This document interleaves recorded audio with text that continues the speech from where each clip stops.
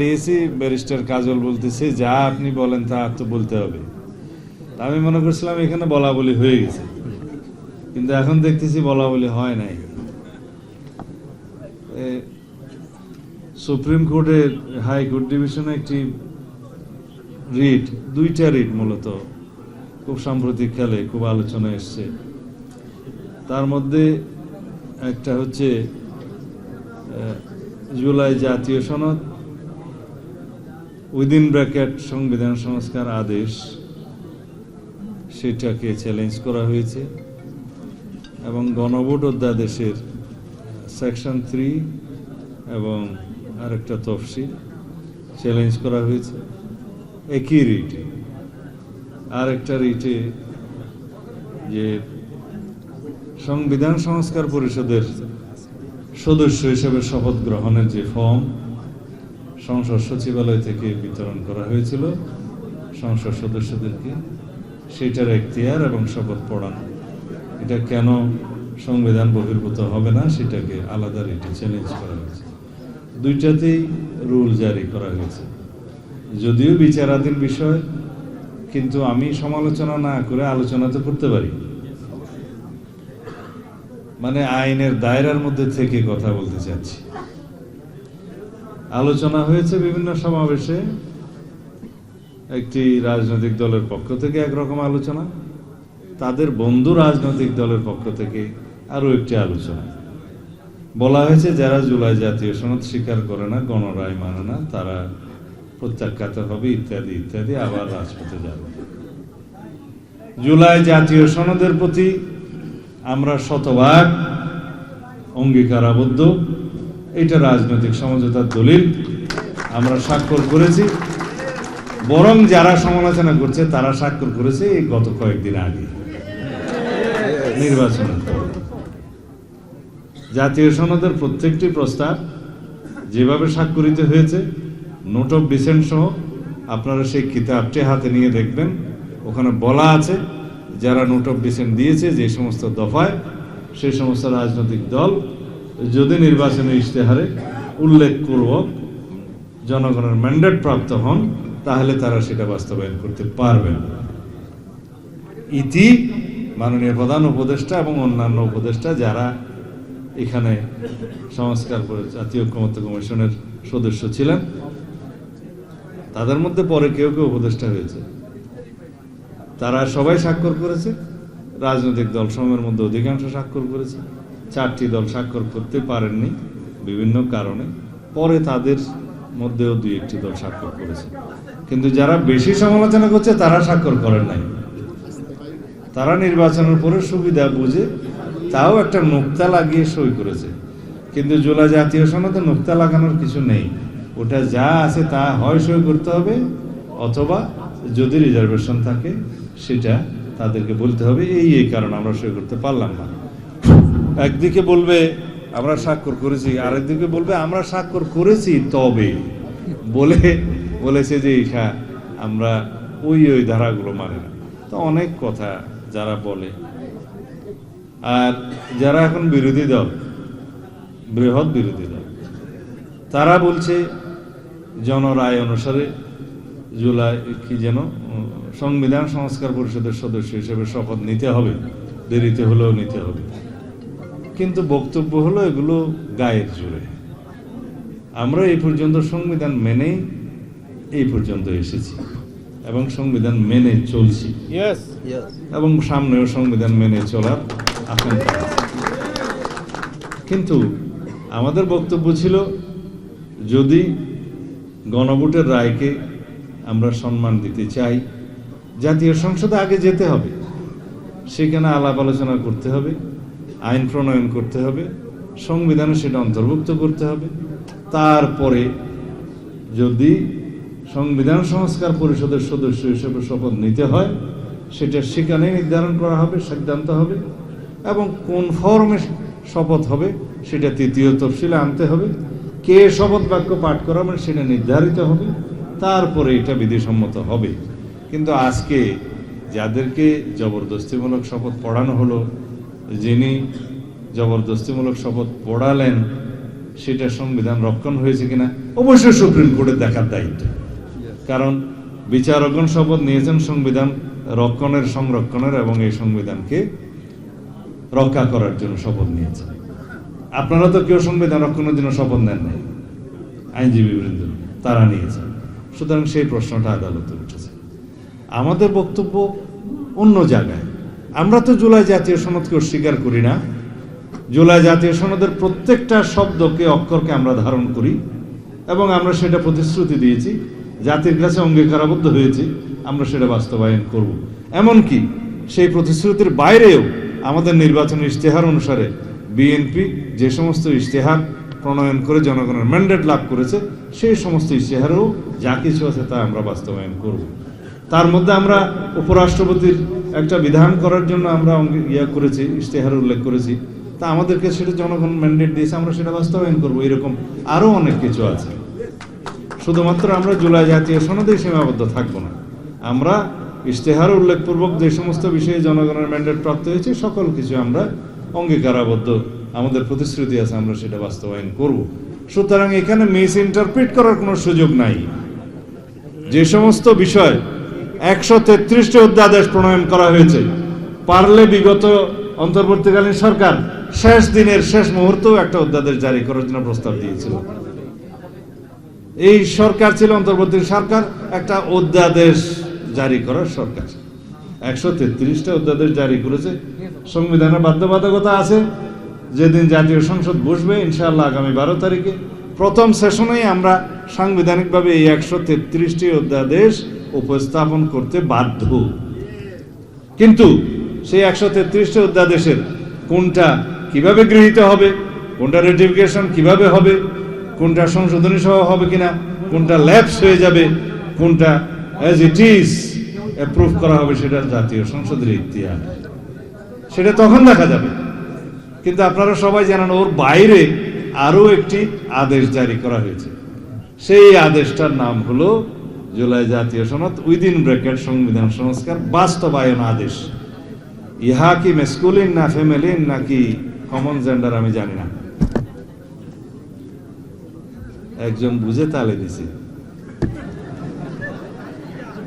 কারণ বাংলাদেশের সংবিধান গৃহীত হওয়ার আগে আদেশ জারির একটা ইখতিয়ার ছিল, যার ভিত্তি ছিল স্বাধীনতার ঘোষণাপত্র।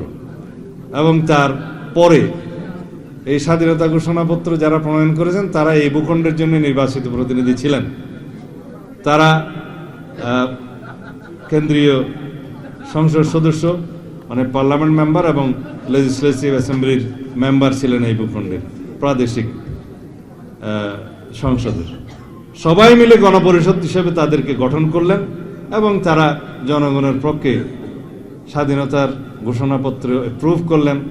রাষ্ট্রপতি নির্বাচন মানে মনোনীত করলেন, রাষ্ট্রপতিকে ক্ষমতা দিলেন, তার ক্ষমতা অনুসারে তিনি সশস্ত্র বাহিনীর প্রধান হলেন, আইন প্রণয়নের ক্ষমতা দিলেন এবং রাষ্ট্রের অন্যান্য সকল এক্সিকিউটিভ কর্মের জন্য তাকে তারা ক্ষমতা দিলেন। তার অনুপস্থিতিতে উপরাষ্ট্রপতিকে তারা দায়িত্ব দিলেন। তার উপর ভিত্তি করে রাষ্ট্রপতি আদেশ জারি করলেন। মরহুম শেখ মুজিবুর রহমান যেদিন স্বাধীন বাংলাদেশে প্রত্যাবর্তন করলেন, তারপরেও আদেশ জারি হয়েছে এবং তিনি প্রেসিডেন্ট অর্ডার দিয়ে রাষ্ট্র পরিচালনা করেছেন। সেই প্রেসিডেন্ট অর্ডারের প্রথমটা ছিল যে লস কন্টিনিউয়েন্স অর্ডার 1972, তারপরে ছিল provisional constitution of Bangladesh order. এইভাবে সমস্ত অর্ডারগুলো করতে করতে যেদিন সংবিধান গৃহীত হলো, সেই সংবিধানের পরে 1973 সালে যেদিন জাতীয় সংসদের নির্বাচন অনুষ্ঠিত হলো, সেই জাতীয় সংসদ সেশনে বসলো। সেই সেশনে বসার পরে মুলতবি হলো, তারপরে অর্ডিন্যান্স জারির ক্ষমতা পেল রাষ্ট্রপতি। তার আগ পর্যন্ত তো অর্ডার করে দিচ্ছে। সংবিধান গৃহীত হওয়ার পরেও অর্ডারের দেশ চলেছে। সুতরাং অর্ডারের জমানা তো তখন শেষ। 1973-তে অর্ডারের জমানা শেষ। এখন কিভাবে রাষ্ট্রপতি অর্ডার জারি করলেন? আমরা তখন প্রশ্ন তুলেছিলাম। আমি বলেছিলাম আমরা এই সমস্ত আরোপিত ইম্পোস্ট জবরদস্তি কোনো আদেশের বলে সার্বভৌম জাতীয় সংসদের কোনো ক্ষমতা খর্ব হতে দেব না। কারণ জাতীয় সংসদের যে নির্বাচন সেটা সাংবিধানিক নির্বাচন। প্রধান নির্বাচন কমিশনার এবং অন্যান্য নির্বাচন কমিশনারদের নির্বাচন কমিশনের এখতিয়ার হলো দুটা, একটা রাষ্ট্রপতির নির্বাচন, একটা জাতীয় সংসদের নির্বাচন। সুতরাং সাংবিধানিকভাবে সেই নির্বাচন অনুষ্ঠিত হয়েছে। সেই নির্বাচনে আর্টিকেল 7 অনুসারে যে জনগণের, যে রাষ্ট্রের সমস্ত ক্ষমতার মালিক সেই জনগণ, সার্বভৌম ক্ষমতা তাদেরকে তাদের ম্যান্ডেটের মাধ্যমে নির্বাচিত করেছে। জাতীয় সংসদ সার্বভৌম, এমপিরা সার্বভৌম নয়, কিন্তু তারা সার্বভৌম প্রতীকের প্রতিনিধি। তাদের ভোটটা কি কোনো আইনের ভোট? এটা তো সাংবিধানিক ভোট। কিন্তু আপনি একটা আইন প্রণয়ন করেছেন, গণভোট অধ্যাদেশ, মানি, সেটা আমাদেরই দাবি ছিল, যেহেতু আইনি ভিত্তি চাচ্ছে সব দল জুলাই জাতীয় সনদের, ঠিক আছে, জনগণের সার্বভৌমত্বের একটা সম্মতি নেই, তারা যদি পক্ষে থাকে সেটা সংসদে গৃহীত হবে। সুতরাং এই গণভোটের ভিত্তিতে যে ভোট, গণভোট, সেটা আইনের ভোট, সাংবিধানিক ক্ষমতার বাইরে। তো আইনের ভিত্তিতে যে ভোট, তার মর্যাদা হচ্ছে সাংবিধানিক ভোটের পরে। সুতরাং আগে সংসদে আসেন, তারপর আইনের ভিত্তিতে যে গণভোটের ম্যান্ডেট হয়েছে সেটার মূল্যায়ন আমরা করব, সম্মান ওখানে করব। কিন্তু ততটুকু যতটুকু রাজনৈতিক সমঝোতার দলিল হিসাবে জুলাই জাতীয় সনদে স্বাক্ষরিত হয়েছে, গৃহীত হয়েছে ঐক্যমতের ভিত্তিতে। কিন্তু জবরদস্তি আপনারা বাহাসে না পেরে, ঐক্যমত্য কমিশনে জবরদস্তি করতে না পেরে আমাদের উপরে একটা আদেশ জারি করে দিলেন তথাকথিত। সেই আদেশে বললেন, এই আদেশে বলা হচ্ছে 100 সিটের উচ্চকক্ষ হবে, এই আদেশে বলা হচ্ছে সেই উচ্চকক্ষের সংবিধানের সংশোধনে নিয়ে যেতে হবে এবং সেটা ভোটের অনুপাতে হবে। সেই সমস্ত তো আমাদের হয়নি। জবরদস্তিমূলক মার্শাল্লোর মতো কোনো আইন জারি করে দেবেন, তাও আইন না, বললাম তো মেসকুলেন ফ্যামিলির কিছুই না, মাঝামাঝি সেই আদেশের উপর জনগণের উপরে আপনি ভোট দিতে বলবেন। সেই অধ্যাদেশটা আমার পড়তে লাগছে 3.5 ঘন্টা, সেই জনগণ সেটা ভরে গণভোট দিয়েছে, কি আপনাদের বিশ্বাস হয়? কিন্তু তারা বলছে জনগণ রায় দিয়েছে, এখন এটা বাস্তবায়ন করতে হবে। ঠিক আছে, সে গণভোটের রায় বাস্তবায়ন কিভাবে করতে হবে সেটা জাতীয় সংসদে বসে আমরা আলাপ করব, তার ভিত্তিতে আমরা সংবিধান সংশোধন করব। এরপরে যদি সবাই সম্মত হয়, গৃহীত হয়, তখন সংবিধান সংস্কার পরিষদের সদস্য হিসাবে আপনারা শপথ নিছেন, যদি অনুমোদিত হয় তখন আমরাও নেব। আর সংবিধান সংশোধন এই সংস্কার পরিষদের সদস্য হিসাবে করলে হবে, আর না হলে কি হবে না? সংবিধান সংশোধন হবে, জাতীয় সংসদের এখতিয়ার, আইন প্রণয়ন হবে জাতীয় সংসদের এখতিয়ার, এবং সেই হিসাবে যদি সংবিধানে সবকিছু যদি ধারণ করা হয় তখন সেটা আমাদের ম্যান্ডেটরি হবে, আমাদের জন্য মান্য করা ফরজ হবে, এবং জনরায় অনুসারে যা কিছুই বাস্তবায়ন সেটা তখন দেখা যাবে। এখন কিছুই নাই বলছে গণ অভ্যুত্থান, এটা অভিপ্রায়, অভিপ্রায়ের অনুবলে এই সরকার হয়েছে, অভিপ্রায়ের অনুবলে এই নির্বাচন হয়েছে। সুতরাং অভিপ্রায়কে ভিত্তি ধরে নাকি সবকিছু যেতে হবে। তো অভিপ্রায় যদি সবকিছু হয়, আর্টিকেল 106 অনুসারে সুপ্রিম কোর্টে আসতে হলো কেন? অভিপ্রায় যদি সবকিছু হয়, আর্টিকেল 106 অনুসারে প্রধান উপদেষ্টা সহ অন্যান্য উপদেষ্টারা শপথ নিলেন কেন? যদি সবকিছু হয় তাহলে পরে আইন প্রণয়ন করে আপনারা ভোট দিতে হলো কেন?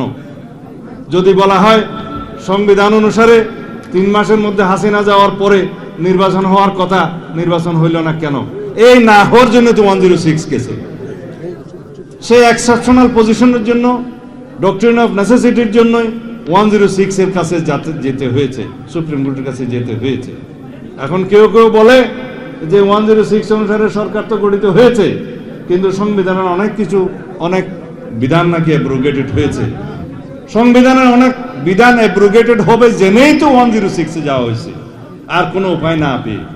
আদারওয়াইজ দিল্লিতে গিয়ে শেখ হাসিনা দস্তখত নিয়েই তো এই সমস্ত করতে হতো। এখন আমাকে অনেক কথা বলে যে এত ভোট পেয়েছিলাম আমরা, নিয়ে যাওয়া হয়েছে। আপনারা স্বপ্নে দেখেন কিভাবে? স্বপ্ন দেখারও তো একটা সীমা রেখা আছে। যেই দল মনে করে যে তার সরকার গঠন করতে পারত, তাদেরকে হারানো হয়েছে, এই স্বপ্ন দেখাও তো না যায়। একটা হদ, একটা সীমা রেখা থাকে। আমি যাই হোক, গণতন্ত্রের মাঠে অনেকে অনেক কথা বলবে, আমরা এগুলো শুনবো, কারণ এগুলো শোনার জন্যই তো আমরা জীবন দিয়েছি, এগুলো বলার জন্যই তো আমরা গণ অভ্যুত্থান করেছি। সবাই সবকিছু বলবে, সমস্ত বিতর্ক হবে, বাহাস হবে।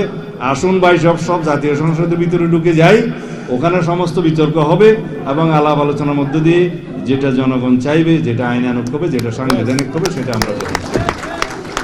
অনেক ধন্যবাদ। এই ইফতারের আগে এত কথা বলবো আমারও বিশ্বাস হয় না। যাই হোক, আপনারাও শুনবেন, এটাও আমার বিশ্বাস হয় না, ক্ষমা করবেন। ধন্যবাদ। আসসালামু আলাইকুম। 72 ঘন্টা ময়েশ্চার লক সমৃদ্ধ লিলি বডি ওয়াশ, শিয়া বাটারের গুডনেস স্কিন রিপেয়ার করে রাখে সফট ও গ্লোয়িং।